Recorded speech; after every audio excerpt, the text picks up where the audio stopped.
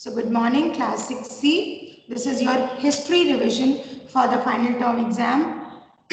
Let me tell you, we are doing the chapters, the first farmers and herders, early kingdoms, spread of new ideas, and the first empire. In which the chapter, the first farmers and herders is from the first term. So if you turn your books to page number 20, turn your books to page number 20. Exercise C, very short answer. For example, what was the most important development of Neolithic age? For this, you have already marked the answer. The emergence of agriculture was the most important discovery of this or development of this age. Then comes the next question. I hope you are ready with the answers. Name some important archaeological sites of Neolithic India. Of Neolithic India, there is a list on page number 16.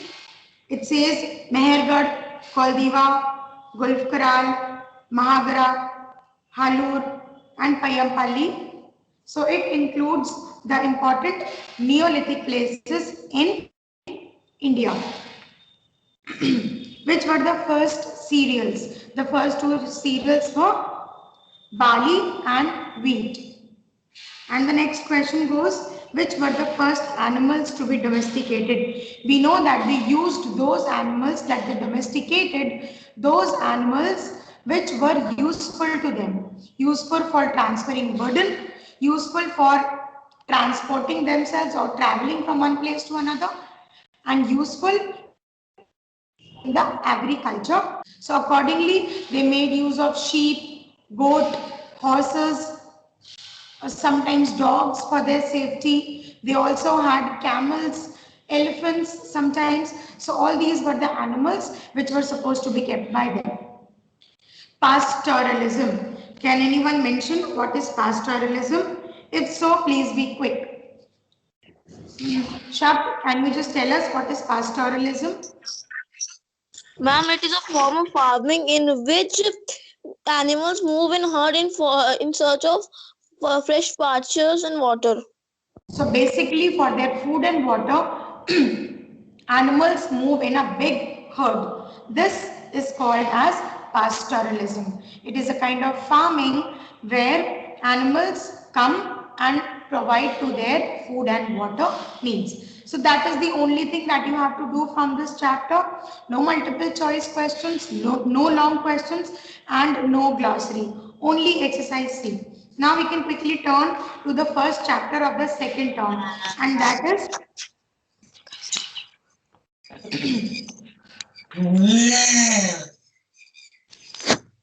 Early Kingdoms. Page number 37 of the new book, Early Kingdoms. May I request all of you to kindly keep their mics on the mute mode. Otherwise, it will not be possible to you to listen to me properly. Now, I want to ask, if you have a query, you can ask me right now. If you have a query from this chapter, you can ask me right now. In this, we have talked about the Janpads and the Mahajanpads. The Janpads were smaller kingdoms and Mahajanpads were bigger than Janpads. You can compare Janpads and Mahajanpads to towns and cities. Towns can be compared to Janpads and bigger ones, cities, could be compared to Mahajanpads. So there were in total 16 Mahajanpads, and the Mahajanpads were divided into two groups. These were the monarchical and the republic Mahajanpads.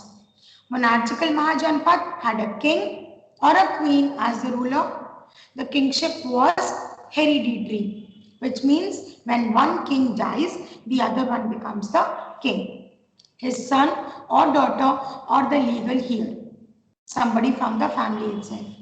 But when we are talking about the Republican Mahajanpad, under a Republican Mahajanpad section, the people of the town or the city, they elect their leader on the basis of voting.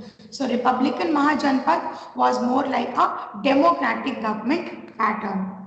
Then they say, what is the position of the king? The king was, of course, the supreme authority. He was the highest authority, and all the decision makings were to be done under the control of king. Then we are discussing the next very important section out here. The most important of all the Mahajanpads was Magad. Can you tell me why? Ma'am, because it was very fertile land, and ma'am, many empires are set up on there. Okay, fine. It was very fertile. People required food basically. They required to produce agricultural crops, and that is why they required a fertile land. That was available in Magad. Secondly, Magad had a lot of water supply. Then Magad was very safe. It was protected by hills on one side and water on the other side. So there were lesser chances of enemy attack. Now, because Magad was a fertile region, it had very good, thick, dense forests. Forest cover again helped Magad to remain very safe. Also, forest provided wild animals like elephants, which were used in the army, and also they provided a lot of timber, a lot of wood, which was required to make certain tools and equipments of the army. So there were certain points which prove that Magad was, of course, the most important Mahajanpad. Then the next topic that we have covered here is the Nanda dynasty. The next dynasty that came into existence was Mahapadnand. Now Mahapadnand also ruled the Magad Empire. And then there is a concept of Alexander also, who wanted to capture the rest of the world. When he came to India, he fought battles for nearly 10 years in his life without a break. And when he came to India, he captured a large portion, including the regions of the early kingdoms. When we are talking about the taxation method for any kingdom, the basic income is through taxes. Tax can be paid in the form of money or in the form of goods. If there is an agriculturist, if there is a farmer, he will pay to the king in the form of giving some crops. Or what else he can do is 1/6 of the crop. Or what else he can do, if he is a carpenter, he will make some furniture for the king. Or if he is doing business, tax in money.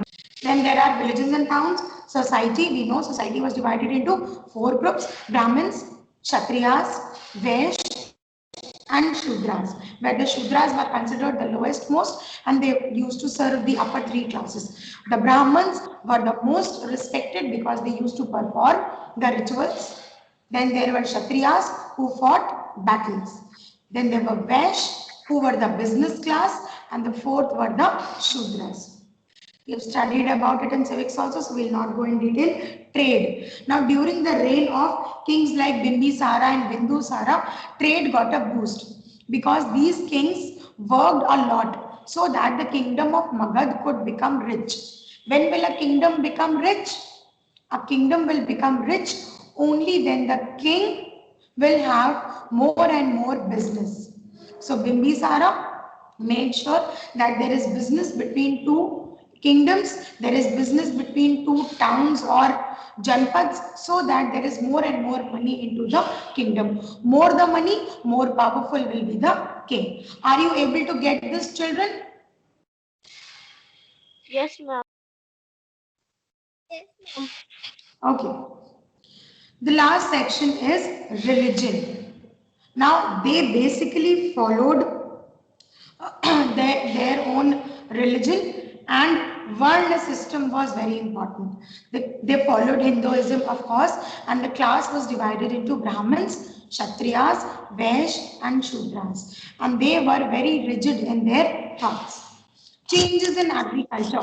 Towards the end of this kingdom, there were certain changes in agriculture methods because as people developed, they learned how to make use of new devices and new equipments. There is one more section which was left. If you turn to page number 37, the Ashwamedh Yajna. If you remember, we have discussed the horse was let loose. If the other king if the horse passes through the kingdom of the other king and if the king stops, it means that he wants to have a war with the one who is the owner of the horse. And that's when both the kings have a fight. After both the kings have a fight, it was decided whoever wins will win the kingdom. So this was the Ashwamedh Yajna. After the king wins the battle, the horse was sacrificed and the yajna was performed, or the yajna was performed. Anyways, there is glossary that of course you know. Is there anybody who wants me to repeat any of the question answers from exercise A, B, C, D, E, children?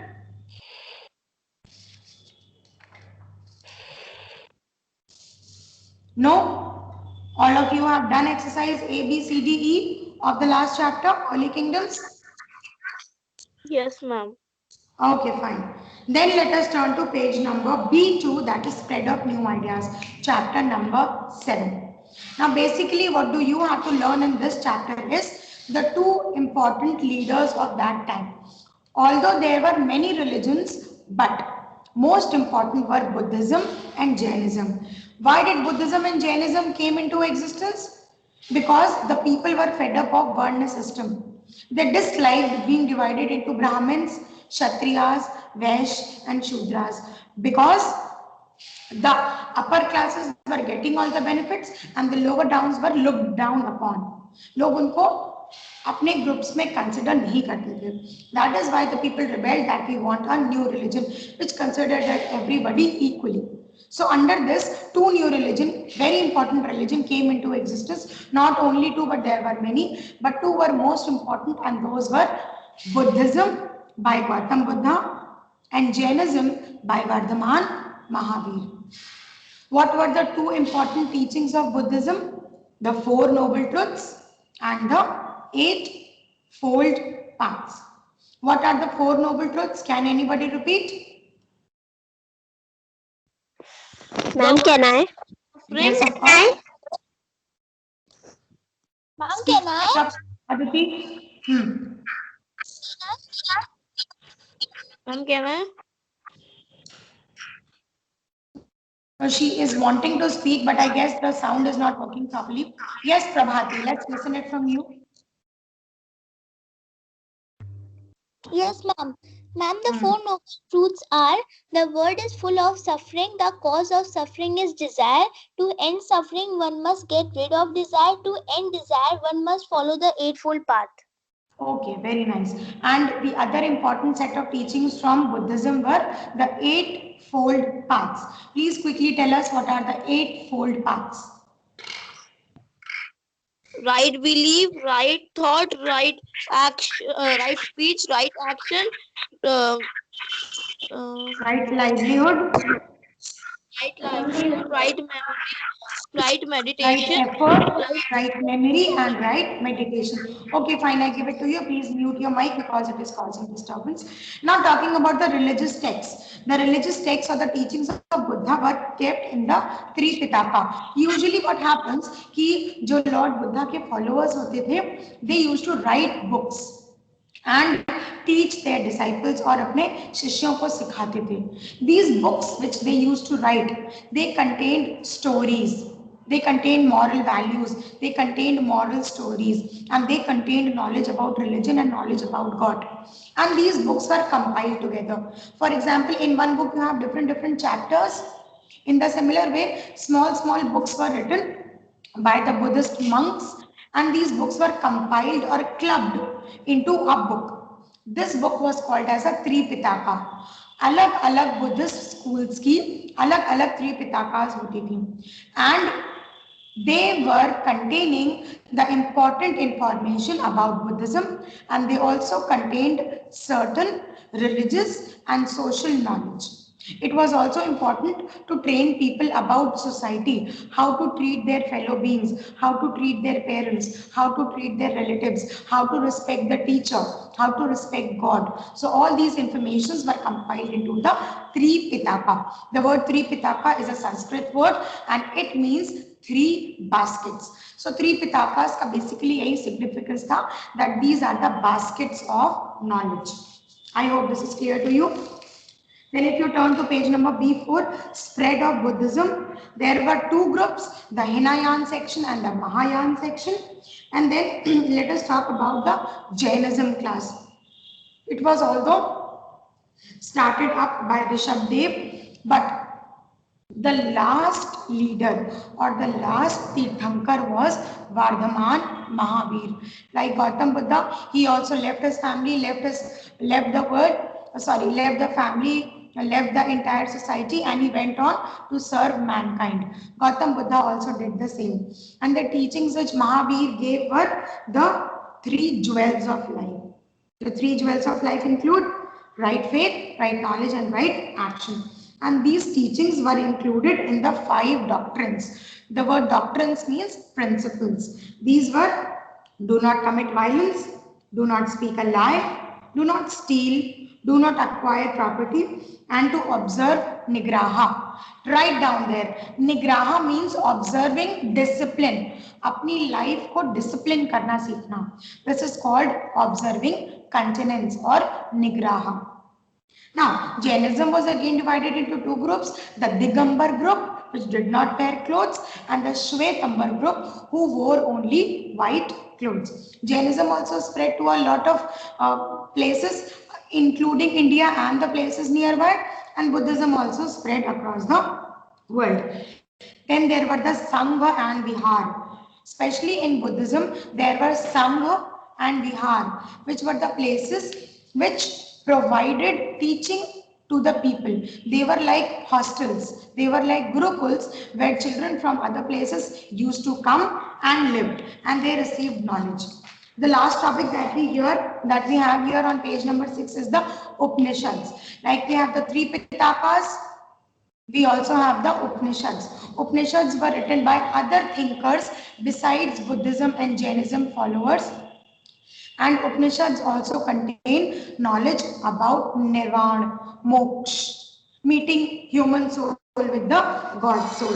So anyone, if you want to ask anything from exercise A, B, C, D, E, children,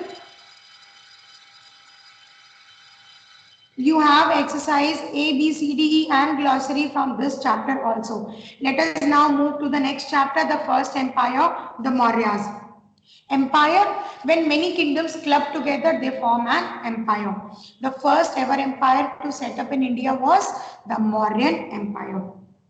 Chandragupta Maurya, with the help of very smart helper whose name was Chanakya. He was a minister for Maurya, Chandragupta Maurya, and he helped Chandragupta Maurya to establish his empire. How do we know about it?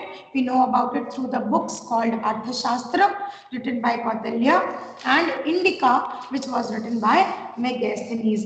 It mentions Megasthenes and Arthashastra, Megasthenes' book and Arthashastra mentions how the policies of Chanakya helped Chandragupta Maurya set up his empire.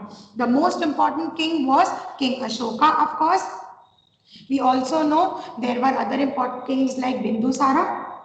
The administration was divided into central government was there, then provincial government was there, district government was there, and village government was there. Then when we talk about King Ashoka, we have to talk about the Kalinga War. The Kalinga was very important from the point of view of business. That is why Ashoka wanted Kalinga into his empire. But when he saw that there is only death and destruction in war, जब King Ashoka ने ये देखा कि लड़ाई झगड़े से तो सिर्फ death, destruction, harm यही सब होता है, then he decided I will follow dharma.